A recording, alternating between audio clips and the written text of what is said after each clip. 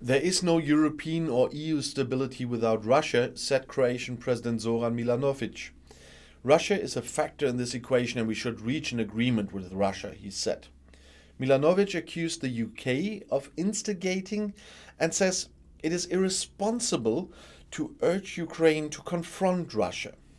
British Defence Secretary Ben Wallace visited Zagreb earlier in the week but failed to meet the Croatian president.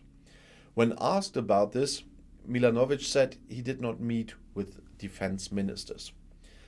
I don't even know what that's called. I may meet with the foreign ministers, maybe with Russia, America. I have nothing to discuss with ministers, especially the UK. I don't meet with defense ministers except those of the superpowers. The UK has left the EU, which makes it less relevant, the president said.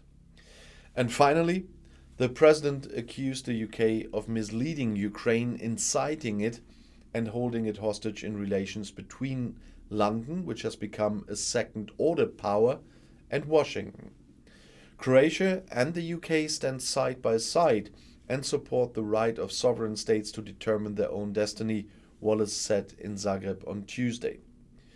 With his Croatian counterpart, Mario Banožić, Wallace signed an interagency strategic partnership agreement, an agreement covering strengthening ties with NATO, the Western Balkans, addressing hybrid threats, and working together to improve the interoperability of the two countries' armed forces, and regulates Prime Minister Andrej Plenković also met with Wallace.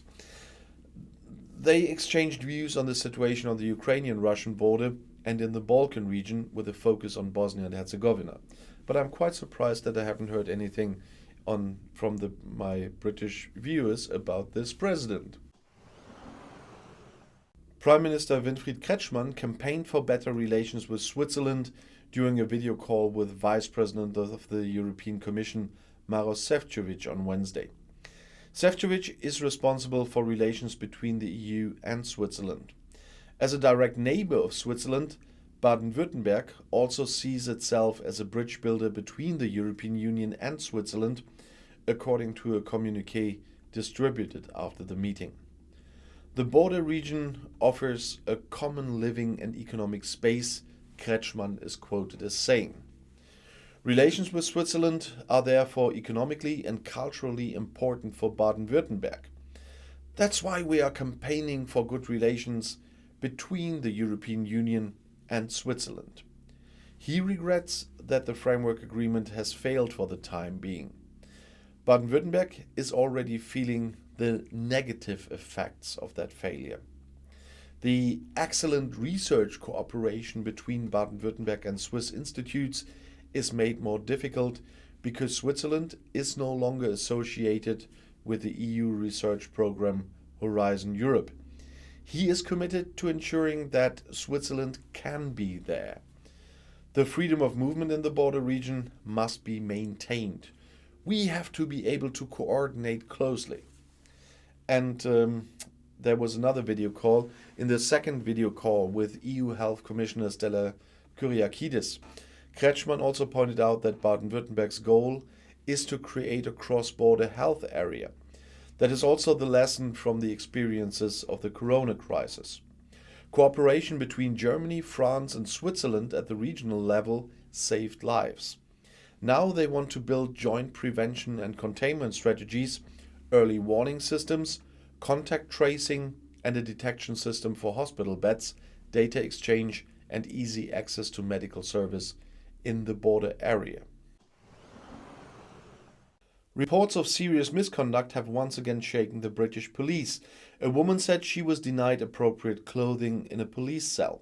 She had to undress and was only given a short top and hot pants as a replacement, Yvonne Farrell told the BBC on Wednesday.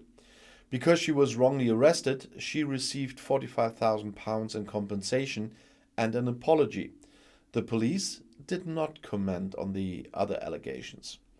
And shortly before, it had become known that London police officers had made numerous racist, sexist and homophobic statements in chats and shared rape fantasies.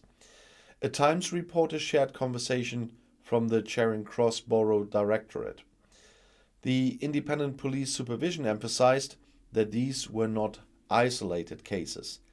There is a culture problem and leadership failure within the Metropolitan Police, Home Secretary Priti Patel said in Parliament on Wednesday. London Police Chief Cressida Dick has long been criticised.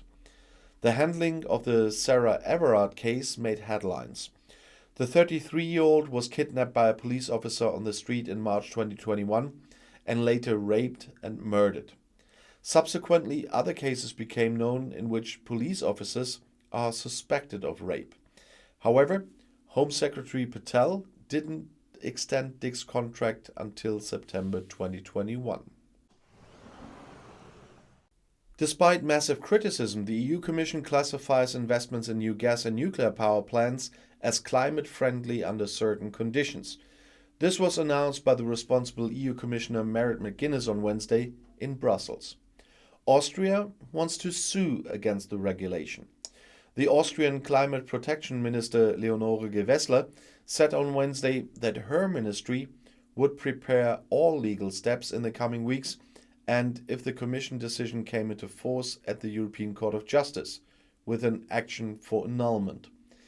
The EU Commission's decision is tantamount to greenwashing for nuclear and natural gas, she says. With the so-called taxonomy, which was presented in Brussels on Wednesday, financial flows should flow specifically into sustainable technologies.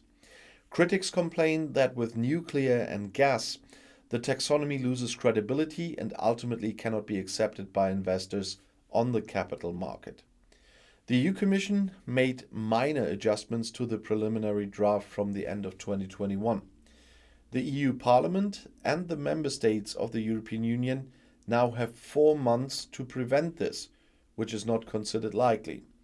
It would need a majority in the European Parliament or a veto by 20 of the 27 countries. The German federal government had previously spoken out clearly against the corresponding classification of nuclear power, but considers investments in gas-fired power plants as a bridging technology to be justifiable under certain conditions. And I'll see you in my next video. Bis gleich.